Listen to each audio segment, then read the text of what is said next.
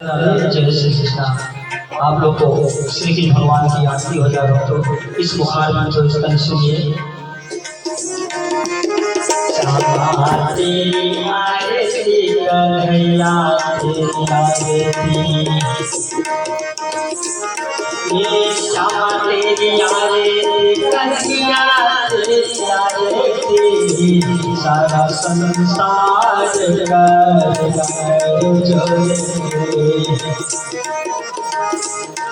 श्यामा तेरी आरती कन्हैया तेरी आरती, सारा संसार कर सिर पर सोहना मुकुट विराजे, सिर पर सोहना मुकुट विराजे, यहाँ पर चलते माला साजो और पुष्पे प्रभु, श्यामा तेरी आरती कन्हैया तेरी आरती, सारा संसार करेगा कर जोड़, सारा संसार करेगा कर जोड़, सारा संसार ब्रह्मांड नारद सारद ध्यान लगाए प्रभु,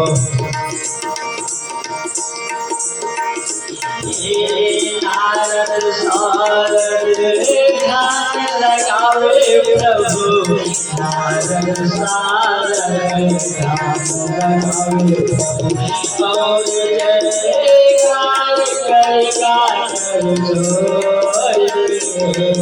श्यामा तेरी आरती कन्हैया तेरी आरती हो, श्यामा तेरी आरती कन्हैया तेरी आरती हो, सारा संसार करेगा कर जोड़ हो, सारा संसार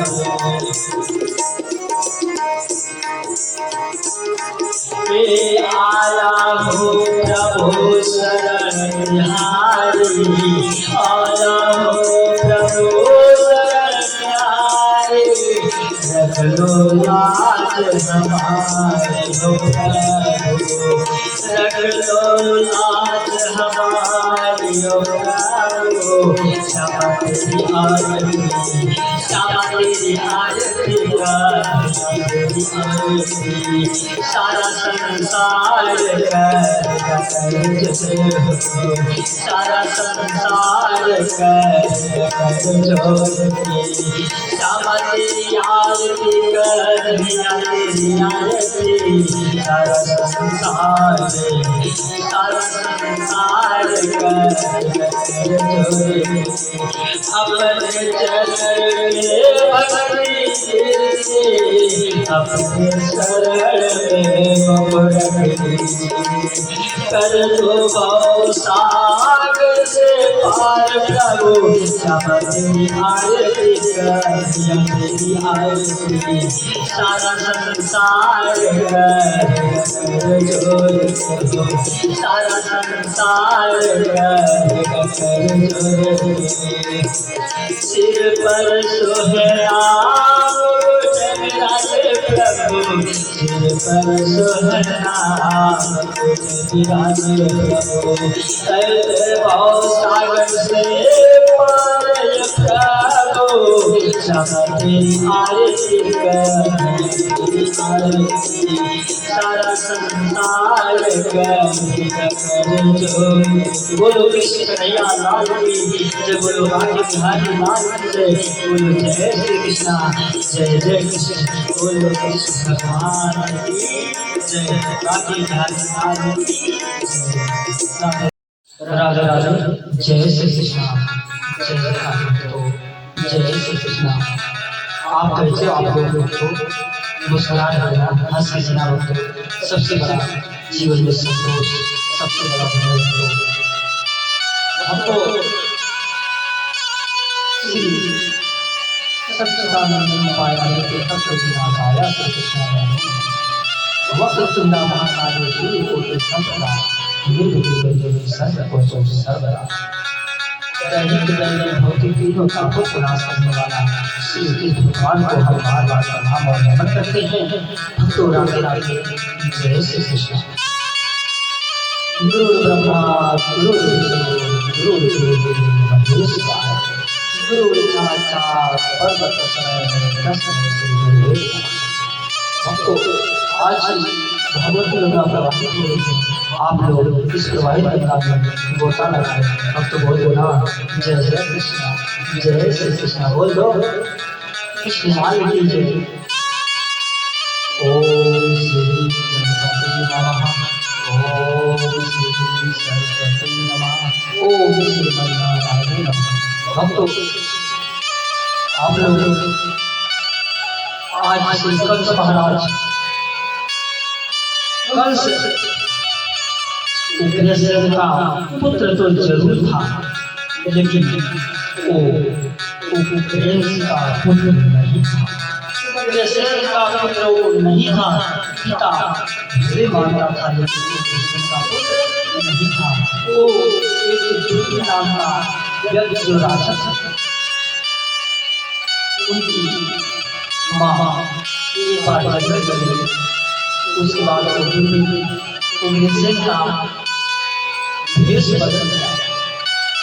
जब उग्रसेन का भेष बदल जाता है, उसके बाद उनकी माँ कंस माँ सोचती है तो मेरे पतिदेव हो। उसके बाद तो क्या होता है, उसके बाद वो संबंध बनाता है। उसके बाद उसी का कंस, उसके बाद अगर कंस किसी यादव को देख के बहुत चलता था, कंस क्योंकि वो यादव को चलता था नहीं, इसलिए यादव को लोगों को देख के बहुत चलता था। उसके बाद उसने कुछ बड़ा होता है, बड़ा होने के बाद अत्याचार चालू कर देता है। जब अत्याचार चालू करता है, उसके बाद सारे देवी देवता परेशान हो जाते हैं। सारे देवी देवता परेशान हो जाते हैं। तो श्री विष्णु भगवान के पास जाते हैं। बोले विष्णु भगवान की जय। जब विष्णु भगवान के पास जाते हैं तो विष्णु भगवान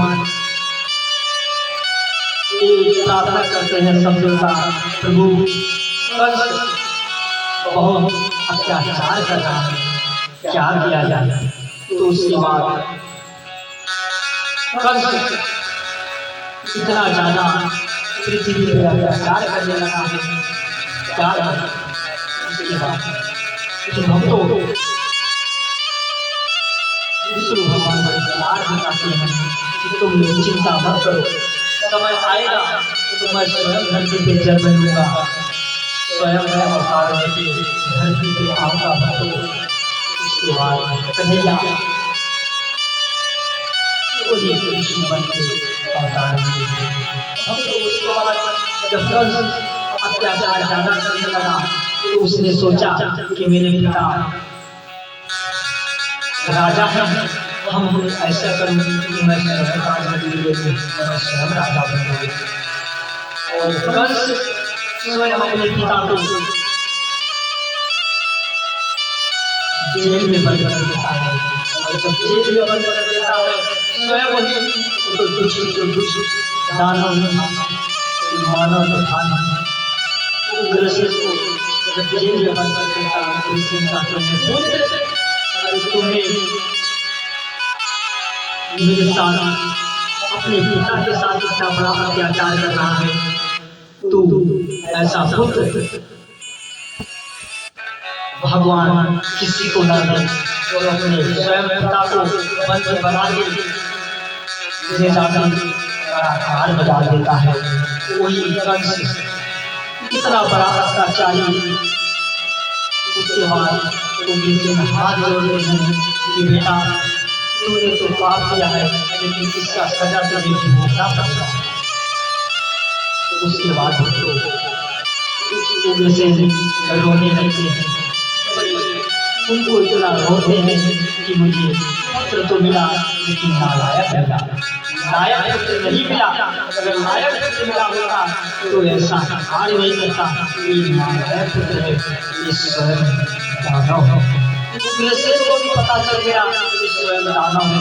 उसके बाद ये राजनीति में बैठता है तो उसके बाद सब मिला देते हैं। और जब राजनीति पे कंस बैठता है तो अपना अत्याचार चालू कर देता है, अपने मनमानी राज्य चलाने लगता है और सारे प्रजा इससे परेशान हो जाते हैं। सारी प्रजा इससे परेशान हो जाते हैं तो सारी प्रजा नाराज होते हैं। तो फिर आगे एक गुस्सा सेनापति कंस से बताता है कि महाराज आपके से सारी प्रजा नाराज है क्योंकि आप सही कार्य नहीं कर रहे हो, इसलिए सारी प्रजा आपसे नाराज है। उसके बाद तो कंस विचार करता है। उसके बाद एक बहन को चचेरी बहन जो वही चचेरी बहन सोचता है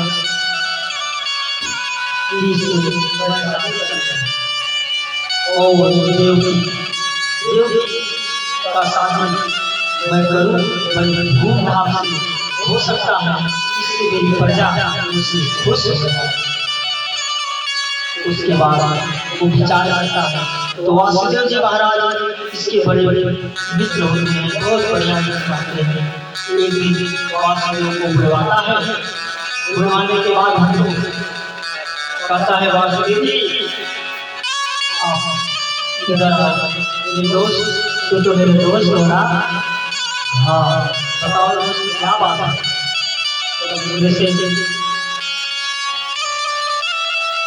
वो तो जानते हैं इसके बाद में हम तो वासुदेव को बुलाता है। वासुदेव से कहता है भाई चलो भाई मेरी बहन देवकी आपको उससे शादी करनी है, क्या मंजूर है? तो बड़े महाराज के हाथ में कहते हैं महाराज आप जो बोलो तो मैं करने के लिए तैयार करूँगा। उसके बाद बड़े धूमधाम से शादी मांगता है और देवकी और वासुदेव की शादी करवाता है। जब शादी समाप्त हो जाती है उसके बाद सारी प्रजा बड़े खुश होते हैं। अरे महाराज तो बहुत अच्छे हैं, तो अपने चचेरी बहन की शादी करवाए हैं, बड़े अच्छे हैं। उसके बाद तब महाराज कंस स्वयं अपने बहन को रथ पे बैठाता है और स्वयं अपने रथ पे बैठ के और खुद हाथ में पहुंचाने ले जाता है। तब तक आकाश से बारिश होती है। जिसे लेके जा रहा है उसका 8वां पुत्र तेरा काल बनेगा। उसके बाद तब तक